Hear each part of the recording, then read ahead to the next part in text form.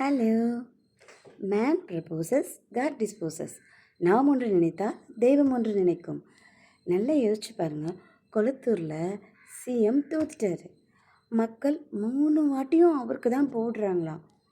எனக்கு அந்த ஸ்டாட்டிஸ்டிக்ஸ் தெரியல, but people likes him maybe. ஆனால் நிச்சயமாக அங்கே சிஎம் தோற்றுருக்க வாய்ப்பு இல்லை. ஏன்னா ஆல்ரெடி மக்களோட ஒரு கனெக்ஷனில் இருக்காராம். அதுவும் நமக்கு தெரியாது. ஏதோ இந்த சோஷியல் மீடியாவில் சொல்கிறத நாங்களும் பார்த்து கற்றுக்குறோம். நல்லா யோசிச்சு பாருங்கள். உதயநிதி ஜெயிச்சிட்டாரு, சேகர் பாபு ஜெயிச்சிட்டாரு, அப்புறம் எப்படி சிஎம் மட்டும் தோற்று போனார்? மேபி இந்த ஷர்லின்னு ஒருத்தர் ஜோஷியம் சொல்லுவார்ல, அவர் என்ன சொன்னார்? விஜயானாக்கு ஆப்போசிட்டில் உதய் தான் உட்காருவாருன்னு சொன்னார். ஸோ துர்கா அம்மாவுக்கு இந்த அஸ்ட்ராலஜியில் ரொம்ப நம்பிக்கை. போன வாட்டியே இந்த பாலாஜி ஹாசன் ஒருத்தர் வச்சு அவரை வீட்டுக்கு கூப்பிட்டு அவருக்கு வீடு ஏதோ கொடுத்தாங்களாம், சிஎம் வந்து வின் பண்ணதுக்கு. ஏன்னா அவர் மட்டும்தான் அவர் வின் பண்ணாருன்னு சொன்னாராம். அவரும் சொன்னார் கட்டத்தெல்லாம் மாட்டி போட்டால் அவர் வின் பண்ணிடுவாருன்னு சொல்லிட்டு. இந்த வாட்டி அந்த அம்மா என்ன நினச்சிருப்பாங்க, நம்ம மாமனார் தான் 93 வயசு வரைக்கும் வாழ்ந்தார், நம்ம புருஷனால் சிஎம்ஏ ஆக முடியல, அவர் போன பிறந்தான் சிஎம் ஆனார், அட்லீஸ்ட் நம்ம பிள்ளையாவது சீக்கிரம் சிஎம் ஆகட்டும்னு சொல்லிட்டு அவங்களே பெட்டி மாற்றி வச்சுருக்கலாமே. எனக்கு என்னமோ அப்படி தான் தோது. ஏன்னா அவரோட ரைட் ஹேண்டு பாவம் பின்னாடி நின்று மக்களுக்காக அழுதாரா? ஐயோ, நம்ம தான் துர்காமா ரைட் ஹேண்ட், அவங்க சொல் பேச்சு கேட்டுட்டு நம்ம பெட்டியெல்லாம் மாற்றி வச்சிட்டோம், சரி இந்த பாவத்தை எப்படி கண்ணீர் விட்டு தான் கரைக்கணும் அப்படின்னு கூட இருக்கலாமே. ஸோ இது அவங்க ஃபேமிலி பிளானிங் தான், வேறு ஒன்றுமே இல்லை. வெளியில் இருக்கவங்க செய்யலை. ஸோ அவங்கள பொறுத்த வரைக்கும் உதய் தான் சிஎம் சீட்டில் உட்காரணும். அந்த அம்மா பிளான் போட்டாங்க. கடவுள் என்ன யோசிச்சார்? No no no no no, நீ என்ன நினைக்கிறது, நான் நினைக்கிறேன் பார் அப்படின்னு பிளானை மாற்றினார்.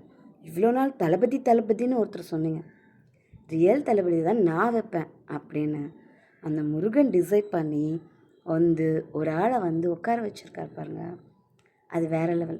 ஸோ கடவுள் நம்பிக்கை ரொம்ப முக்கியம். கடவுள் அரசனை அன்று கொள்வான், ஆனால் தெய்வம் நின்று கொள்ளும். எத்தனை பேரோட கண்ணீர் மிஸ்டர் சிஎம். ஆனால் உங்கள் வீடே உங்களுக்கு சதி பண்ணியிருக்கு, உங்கள் கூட இருக்கவங்களே சதி பண்ணியிருக்காங்க. இது மக்கள் என்றைக்குமே பொறுப்பாக மாட்டாங்க. மக்கள் ஒரு வாட்டி பிலீவ் பண்ணிட்டா பிலீவ் பண்ணுவாங்க. நீங்கள் தோற்று போகணுன்னு யாரும் நினச்சிருக்க மாட்டாங்க.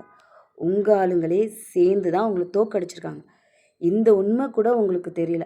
அதனால தான் மிஸ்டர் சவுக் சங்கர் உங்களை பொம்மை சிஎம் சொல்கிறாரு.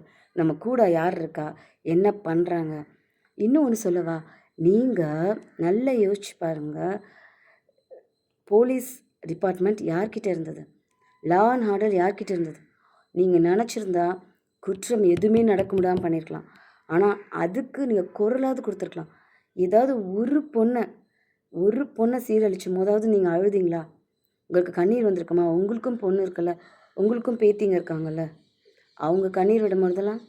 ஆனால் இன்னொன்று எனக்கு பிடிக்கல, காமராஜர் கூட ஸ்டாலினை எப்படிங்க கம்பேர் பண்ணுறீங்க?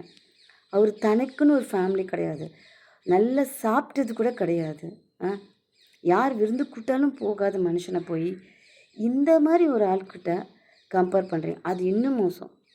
ஸ்டாலினும் என்னை பொறுத்த வரைக்கும் என்னோடய ஃபாதர் மாதிரி தான்.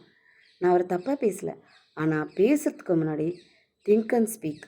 இன்றைக்கி நாங்கள் விஜயை சீட்டில் உட்கார வச்சுருக்கோம், நாளைக்கு அவர் சார்ந்தவங்களோ தப்பு செஞ்சால் நிச்சயமாக தூக்கி போடுவோம். நாங்கள் 80s 90s, ஆனால் இப்போ இருக்க கிட்ஸ் 2000 தே நோ.